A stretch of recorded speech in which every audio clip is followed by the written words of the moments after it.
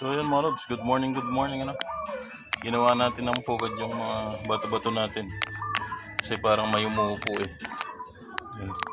Yun yung kulay brown na yun na lugmon. Yan yung babae. Yung pula yun, lalaki yun. So ginawa natin siya ng pugad dito sa second floor. Meron din doon sa baba doon. At dito, ayan. Ang naglilimlim dyan, ayan. Yung brown. Pero ang anak niya, lugmon.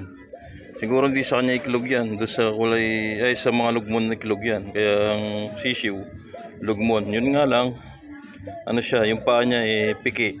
Kaya linagyan ko ng goma. Yan. Isa lang ang nabuhay. Ayun yung dalawang imported. Dalawang bulik, tapos tatlong lugmon.